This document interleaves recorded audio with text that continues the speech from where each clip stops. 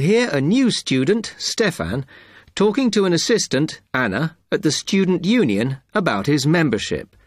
You now have 30 seconds to read questions 1 to 6.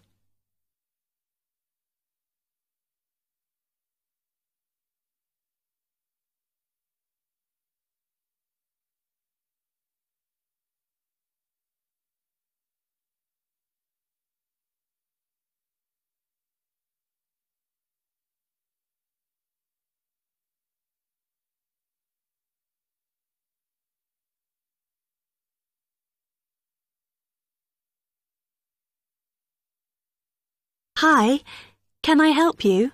Yeah, I hope so. This is the first time I've been down to the union. I'm a new international student, and I just wondered what to do. Oh, right. Well, normally we ask international students to fill out this form, and we put your details on the wall by reception. Then other students can contact you. It's a way for everybody to get to know each other. It can be a bit lonely otherwise. Oh, I see. What's your name? I'm Anna, by the way. It's Stefan Unger. OK, well, just write that there, next to name, and then fill in the rest. Right. What does it mean, degree program? Oh, just if you are an undergraduate or a postgraduate. Or maybe you're just here for a short course? I'm a postgraduate. Do I need to say what in? Not really. It's too much detail. But you should put your department, so people who have the same interests or problems as you can get in touch. So I'm studying marine construction, so for department, do I put down the science faculty then? Just your actual department. That must be engineering, no? Oh, I see, yes. Then if you list what you like doing in your free time, not that we ever get any when we're studying, and maybe you can meet up with someone socially, or to join a club or something. Well, I like lots of things. Shall I just list them? My advice is to just put 1 or 2, like football and films or whatever. Otherwise, you'll get so many invitations, you won't get any time to work. OK. I think I'll just list computer games, as that's my big interest. Oh. I haven't played football for ages. I may start to play once I get settled. Now, let's see. Next thing is languages. Yes, we find many of the international students get a bit tired of speaking English all the time. Sometimes they like to speak to someone in their own language. It's up to you. That is a good idea. I presume I don't need to put English down. Oh, no. I put Italian and French. I can only speak German, my mother tongue. OK, well, that's fine. Just put that. What does accommodation mean? Is that my address? We're trying to find similarities between people, and some people live in hall, some are in flats, some are in bedsits. So it helps if you say. I'm in hall, though I'd like to be in a flat, but that won't happen till the end of the first term. Put where you are now. You can always change it later. Then finally, just put your phone number. I haven't really got one. I haven't sorted out a mobile yet. Well, it's going to be difficult for people to contact you then, isn't it? Why don't you put the union one and we'll take messages for you? OK. It's 02950 659 003. Have you got that? Yes. OK then. You now have 30 seconds to read questions 7 to 10.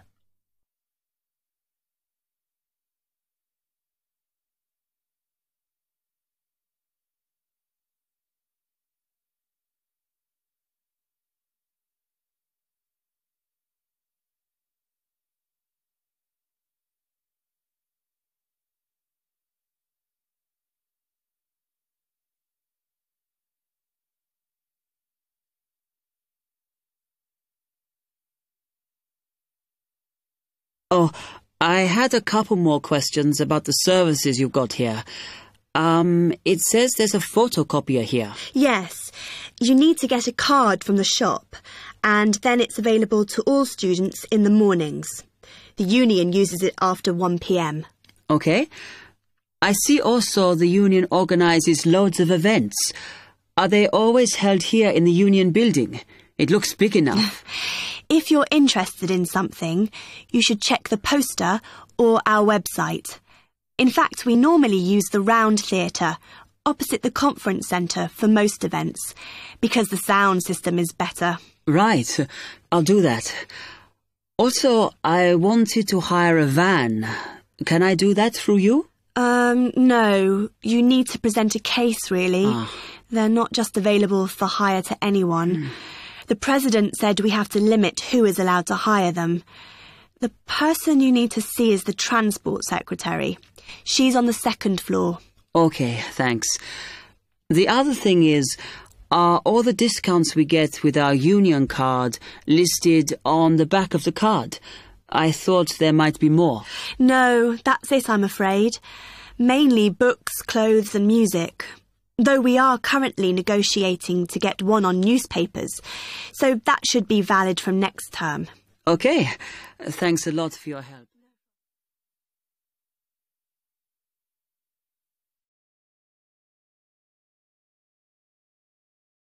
Test 2, Section 2. You will hear a library assistant talking about the library she works in. You now have 30 seconds to read questions 11 to 15.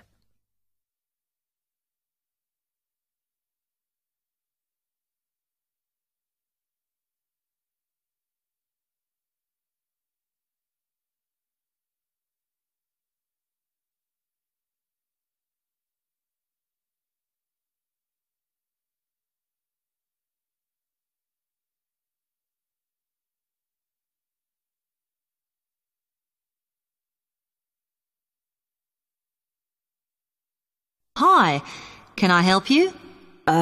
Yes. I wanted to join the library. Okay. First of all, let me show you round the library and explain a few things for you. Okay, now we're here at the main entrance.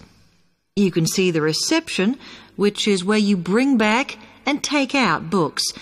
And also, we can order books and answer your questions there.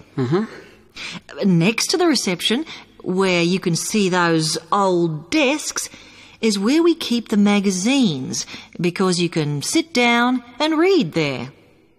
They're divided into sections for sciences, geography, arts, etc. Then, at the back of the library, you can see the section for old books. Next to that is where the books proper start. That used to be the science section, but now on those shelves you'll find the art section. We had a big reorganisation in the summer, which I think has made it clearer. The numbering is standard, so you should be able to find what you want quite easily. However, if you can't find something, it probably means it's been borrowed. Okay, then in the corner next to the reference section is where we thought it was quietest and away from the phones and printers and things, so we've put the study desks there. They all have computer access if you need it for your laptop. We do ask that you don't just read magazines there, though.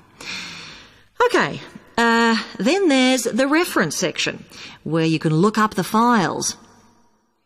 Then, as we come back to the main entrance, is the next section, where we used to have the languages. It got very busy and noisy, so when we moved everything round, we decided to put the law books here. Also, because it's a smaller section, it fits quite well here. Okay then, we're back at the main entrance. Over there, by reception, there's a door that goes to the extension, and we have further sections, such as languages and study desks through there. So you could have a look round when we've finished. Then, just between reception and the door here is where we decided to put the computers. But the computer magazines are in the magazine section, as we found too many went missing here. Okay, is that everything? You now have 30 seconds to read questions 16 to 20.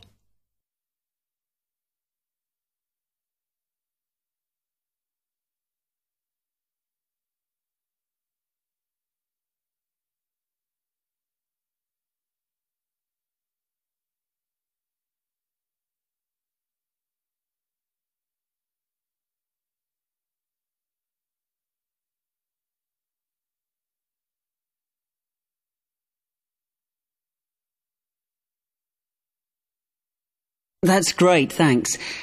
Can you just tell me a bit about borrowing and the rules and whatever? Of course. Over the last 2 months, we've been introducing a new system for this, and you can now take books out for 6 weeks. That's generally enough for most people. We usually get books back within 30 days. Of course, you may decide to renew the period. You used to have to come in to get the book stamped because we don't like doing it over the phone as there's no record of it. But now you can do all that via email. Oh. If you do forget to renew, then we do make a charge, I'm afraid. That helps our costs, of course, but we do insist on it. The good news is that there is only one charge. I know some libraries charge £1 for 1 week and then it goes up with each week it's late. We ask for £1.50 as we think that's high enough to stop people being overdue. The other thing you may want to know is what you do about books that are not on the shelves. We do have a system for reserving them. All you have to do is fill in a yellow form behind those blue ones on the desk and give it to someone at reception. We'll let you know when it comes in. Also, sometimes you will need a journal article that we don't have but can get from other libraries. So we offer an ordering service if you need it. Now, if you'd like to fill in this form here. Test 2, Section 3. You will hear 2 students, Ramil and Kirsten, discussing presenting a paper at an architecture conference. You now have 30 seconds to read questions 21 to 28.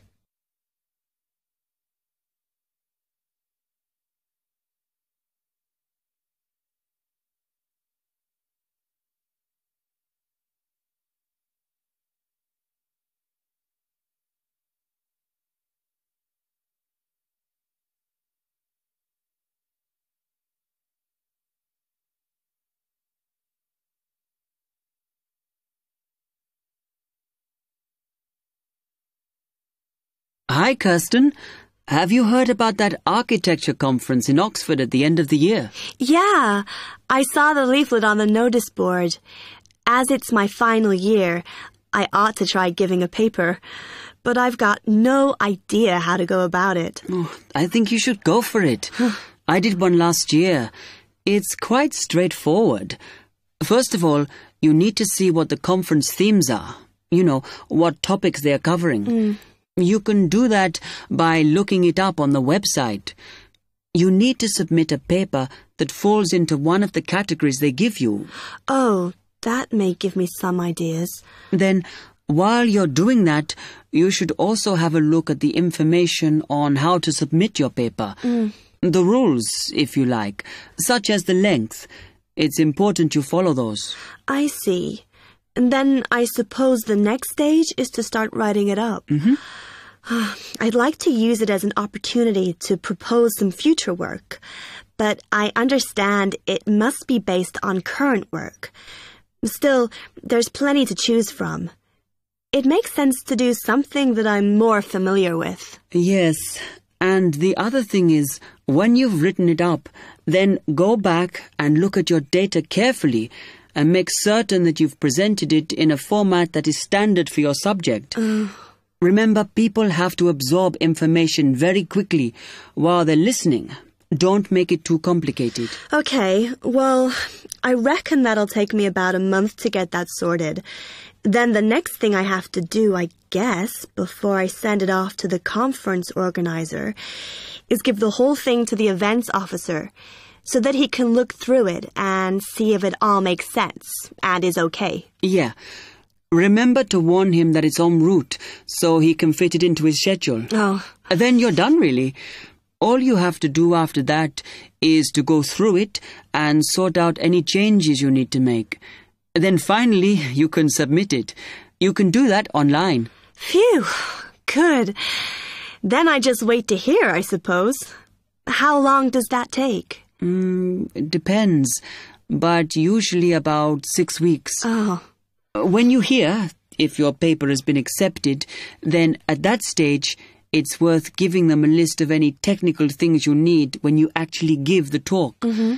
A screen or video players or that sort of thing. Okay, but that's a long way off. And I know that if my paper is accepted, then at that stage, I have to give them a short text about myself and my academic background so that they can put it in the brochure. Famous at last. Yeah. You now have 15 seconds to read questions 29 to 30.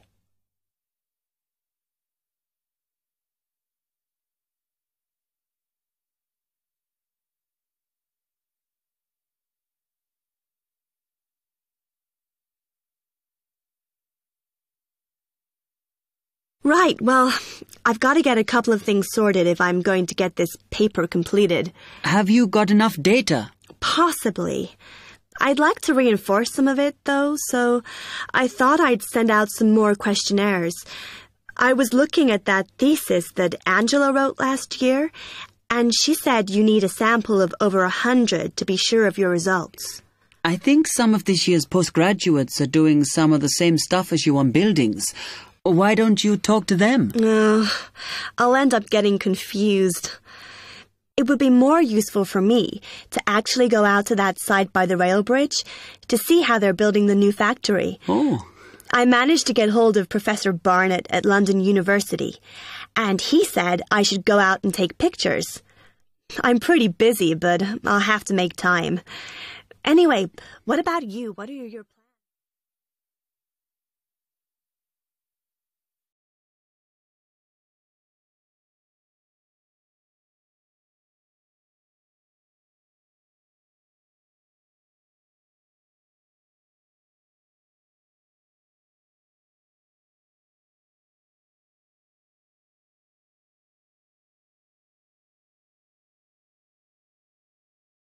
Test 2, Section 4.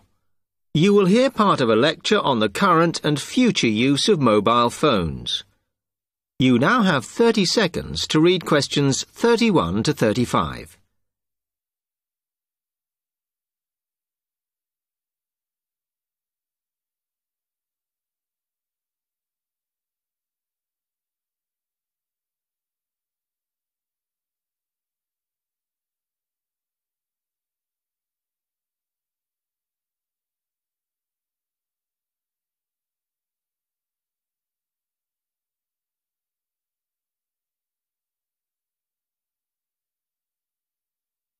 Okay, now today we're looking at changes in communication, and specifically changes that have just happened or are likely to happen in the next few years.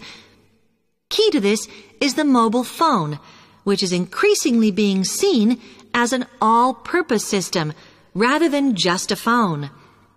If you only use your phone for texting and making calls now, you will be amazed at how you'll be using it in the future. The technology has been developed for a range of other uses. For example, phones could be used so that if you are meeting someone and they get lost, you could send them a map of your location to help them. This will save all those complicated explanations over the phone and our poor friends or colleagues trying to drive and find out where they are at the same time. And if you get bored waiting, or if you're traveling, for example, you will soon be able to see TV news on your phone as it is actually being broadcast. This means that you won't have to miss any of your favorites if you were away for a few days. Most people have got used to texting now, and young people send pictures to each other. But what is exciting is the possibility of putting music with them before you send them. And it's not all frivolous. Phones are going to become even more critical in business and education. Some recent developments have a highly practical usage. So, for example, as lecturers, we will be able to send everybody a text to let them know if lectures have been cancelled. And the new phones could have a further use in education, as well as business, as they will enable us to go to any destination, such as when we are doing a field trip, for instance. And from there, to send data directly to a computer so that we can access it when we get home. This means we will no longer be limited by what the phone can store. You now have 30 seconds to read questions 36 to 40.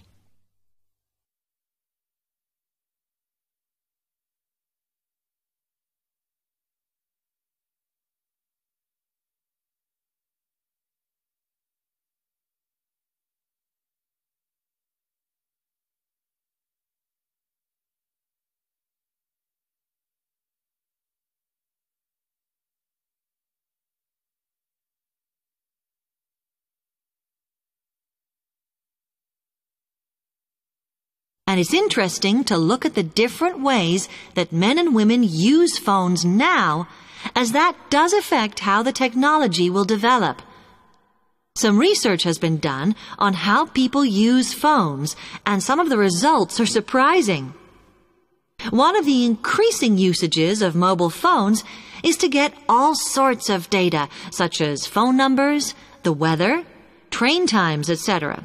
And while there's been an attempt to set up connections with things that women might be interested in accessing, it is overwhelmingly men who do this.